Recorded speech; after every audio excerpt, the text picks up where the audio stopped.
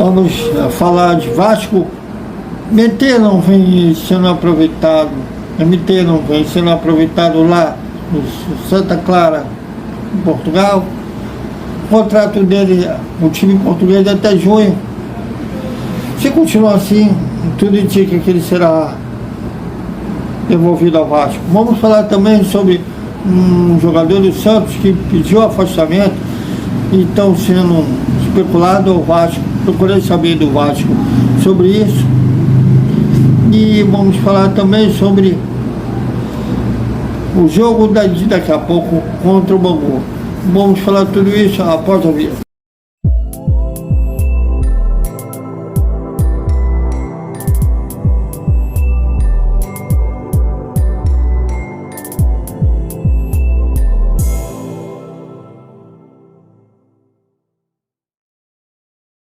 Salve, salve galera do Vascão! Boa tarde para todo mundo, bom almoço para todo mundo.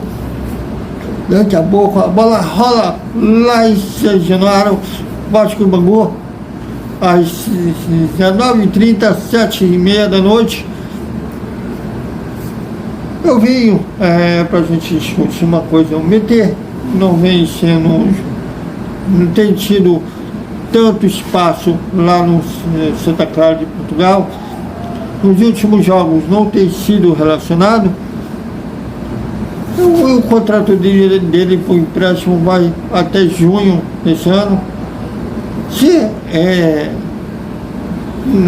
tem a obrigatoriedade de compra, se ele agradar lá em Portugal, mas tudo indica que ele vai ser devolvido, já que ele não tem conquistado espaço com o treinador lá.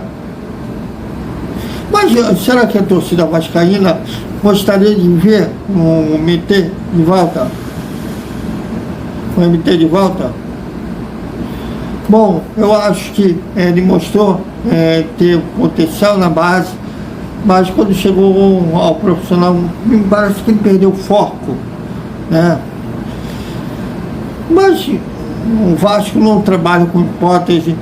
O Vasco diz, quando for a realidade, vai saber pelo Santa Clara que eles querem fazer com o jogador. E se ele for devolvido, aí eles vão estudar o que fazer com o jogador. Bom, e ontem, teve, apesar das notícias boas da renovação do contrato com o Barros, com a compra de mais 15% do Marlon Gomes, teve uma notícia triste que o De Luca sofreu, rompeu o ligamento cruzado no joelho direito. É certo falar que ele não participa do Campeonato Carioca de boa parte pelo menos do primeiro turno do Campeonato Brasileiro. E além disso, pelo fato do André ficar até junho, o Vasco estuda a possibilidade de contratar o volante Vinícius Zancelo, que pediu afastamento do Santos. A imprensa paulista crava que o destino dele é o Gigante da Colina, mas eu falei com o Vasco falou que ainda não formalizou uma proposta, está estudando uma possibilidade, mas ainda no momento não há nada. Mas vamos aguardar os próximos passos sobre isso. Depois falei em passos, teve briga no último Vasco Flamengo, teve briga agora no Fla-Flu, nas redondezas do Maracanã. Imagina o horror que quem mora nas proximidades do estádio sofrem, ainda mais com o clássico, envolvendo times de alta rivalidade, Vasco, Flamengo, Fla-Flu. E o Ministério Público estuda, principalmente o promotor Rodrigo Terra, em clássicos das semifinais no Campeonato Carioca e fazer uma torcida única. Será que isso é a solução? Será que botar torcida única vai acabar com a confusão no futebol? Eu acho que não, porque quem vai para brigar não vai para assistir jogo. Podem marcar, porque isso para mim é um atestado de competência dos engravatados da Secretaria de Segurança Pública do Estado, da Guarda Municipal. Inclusive, o próprio governador Carlos Castro disse ontem, admitiu erros estratégicos e acompanhar as torcidas de Vasco e Flamengo no último clássico. Mas eu quero deixar para vocês opinarem, será que torcida única é a solução? Vocês gostariam de ver um MT de volta ao Vasco? Bom, e daqui a pouco a bola rola, como o Fluminense venceu o Flamengo por 2-1 de virada. O Fluminense, o tricolor Laranjeiras, conquistou o título da Taça Guanabara, terá a vantagem de 2 resultados iguais, seja que ele enfrentar nas semifinais. E o Vasco só depende de si para carimbar. Praticamente o Vasco já estreou, o Vasco vai iniciar a partida já classificado para as semifinais, né? E o Volta Redonda venceu o seu jogo, mas há a possibilidade do Vasco encerrar a participação da Taça Guanabara, seja como segundo colocado se vencer o Bangu, ou como terceiro colocado. Isso a gente vai ver quando a bola rolar, mas o Vasco já está classificado para as semifinais. Bom, mas se ficar em segundo, eles têm, o Gigante da Colina vai ter a vantagem de 2 resultados iguais e um mando de campo no segundo jogo. Se ele terminar em terceiro, ficará tendo que vencer um jogo para empatar o outro e será o mandante do primeiro jogo. Mas vamos aguardar que a bola vai rolar. Como eu disse nos vídeos anteriores, o Maurício Barbieri deverá colocar um time que a torcida já conhece, inclusive que venceu o Flamengo no último domingo. A única dúvida é se ele vai poupar o Léo e o Piton, isso porque os dois estão pendurados com 2 cartões amarelos. Se levarem o terceiro, estarão fora do primeiro jogo da semifinal. Se